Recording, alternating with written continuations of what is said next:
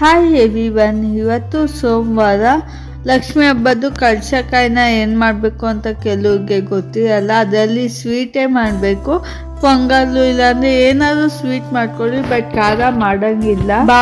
ಭಾನುವಾರ ಅದಕ್ಕೆ ನಾನು ಸ್ವೀಟ್ ಮಾಡಿಬಿಟ್ಟೆ. ಏನೂ ಇಲ್ಲ, ಸ್ವಲ್ಪ ಕಾಯಿ ತುರಿನ ಹಾಕ್ಕೊಳ್ಳಿ, ಸ್ವಲ್ಪ ಬೆಲ್ಲ ಮೊದಲು ಕರಗಿಸ್ಕೊಂಡು ಇಟ್ಕೊಳ್ಳಿ, ಆಮೇಲೆ ಕಾಯಿ ತುರಿ ಹಾಕಿ ಏನಾದರೂ ಡ್ರೈ ಫ್ರೂಟ್ಸ್ ಇದೆ ಆ್ಯಡ್ ಮಾಡ್ಕೊಳ್ಳಿ, ತುಂಬ ಚೆನ್ನಾಗಿರುತ್ತೆ. ನಾನು ಸ್ವೀಟ್ ಕಡುಬು ತಿನ್ನಬೇಕು ಅನಿಸ್ತಿತ್ತು, ಅದಕ್ಕೆ ಮಾಡ್ಕೊತಿದ್ದೆ.